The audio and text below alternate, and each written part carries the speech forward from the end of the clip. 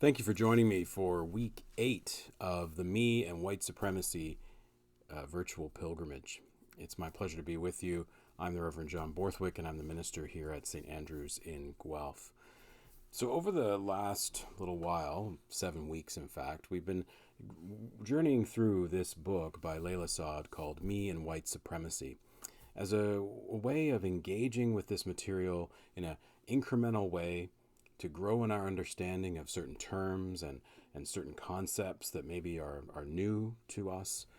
I've been inviting my congregation along with me on this journey. It's a very personal journey for me, but I'm sharing these reflections as a way of engaging them in this material and the concept of anti-racism and working towards being good ancestors, as Layla describes it in this world. And I always love how Layla puts it around, here's to doing what is right and not what is easy. Because I think that's one of the issues around how we engage with the work of anti-racism. It isn't easy work. It's going to confront us with stuff that maybe we don't want to hear or that we find challenging or difficult. And so I've found, even just with these few weeks that we've been working on this material, that there's been things that I've had to look at and can be confronted by. And I'm hoping maybe that's been the same for you. And for some, I know that they may never read this book or engage with this book or this material.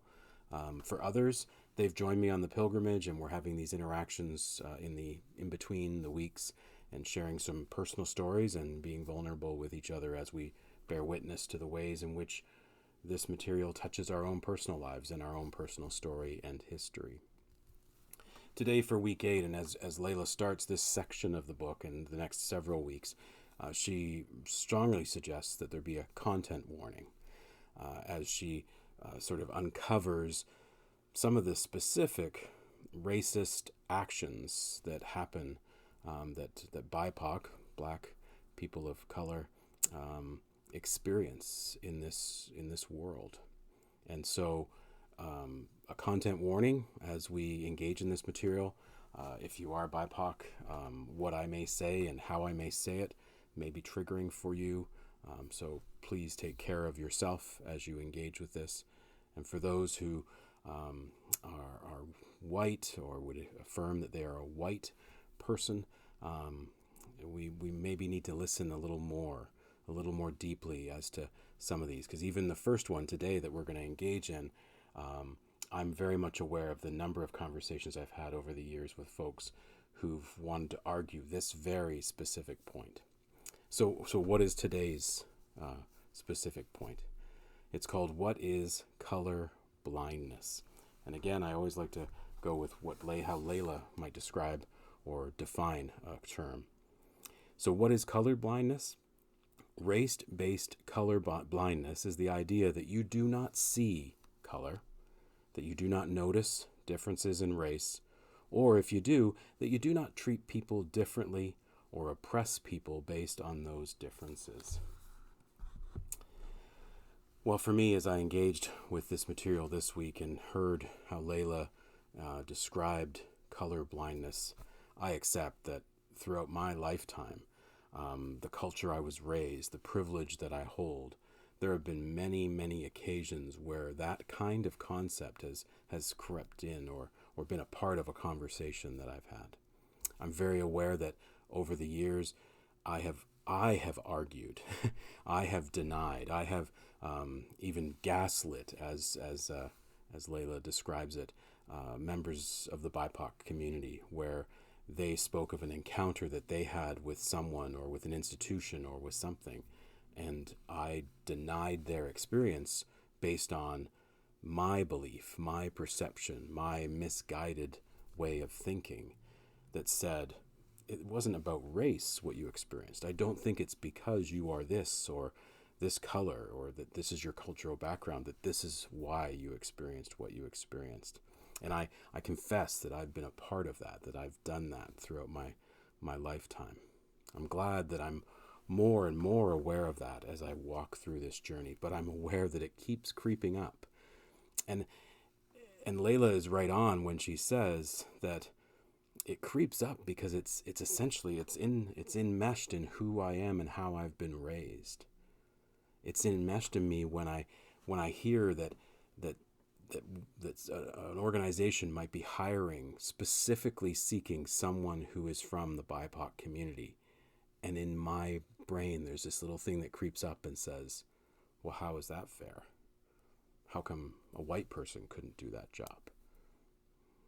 It creeps up when someone from the BIPOC community says that some issue, some concern, something that's going on right here and right now is a matter of race. And something within me maybe creeps up inside me and says, no, I don't think this is really about race. It's not racial. And I think, as I think through this and the complexity of this, I really need to engage with the feelings that I have. Why am I feeling that way? Where's that coming from? What does that relate to? And also relate to the feelings of the other. How would I feel if I was a member of the BIPOC community, hearing me say what I might say or experiencing others say the same thing? Because as we started this journey, a lot of what we've heard time and time again is everything is about race. Everything. If you exist in a black body, an indigenous body, if you are a person of color, if you are white, everything that you experience is experienced through that lens, through how one presents to the world. You can't just dismiss it. In one sense, it dismisses who a person is, what makes a person who they are. And it's rare, often, for white people to say that one of the first things they would define themselves as is white. They would say that whole piece of, well, I don't see color. But how you've lived your life, how you've experienced the world around you, how you've engaged with the systems and the institutions is definitely, specifically, very much connected to your whiteness, just as it would be for BIPOC. And so we need to think about those things. We need to feel those things inside us is a big part of where Layla is taking us, I think, this week.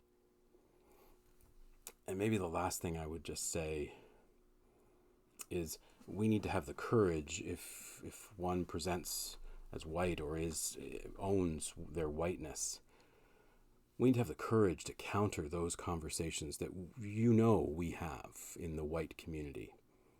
We need to figure out ways of disrupting and challenging those assumptions that come along, where someone might say, yeah, I was in this group and someone, said, oh, this is about race, and I don't think it's really about race. It's different. Or where someone has tried to take perhaps Martin Luther King Jr.'s words about defining someone not by the color of their skin, but by the content of their character, and has taken those words as a white person and said, see, Martin gets it. We're not supposed to judge by the color of someone's skin. But that's also misguided and a misunderstanding. Yes, we should judge each other by the content of our character, but there's something about who we are, how we're made, how we're designed, and as people of faith, connecting to how we were made, beautifully and wonderfully made by the Creator, is a big part of that conversation. No matter what color we present as, no matter who we are, we've been created by a God who says that we are made in God's image, and God's image reflects a variety of presentations. So I'm grateful for Layla today to continue to push me personally to not just do what's easy, but to do what is right, and to consider these things and how I think and how I feel, so that it might change how I act in the world. So may you today continue to do what is right and not just what is easy. Thank you for joining me.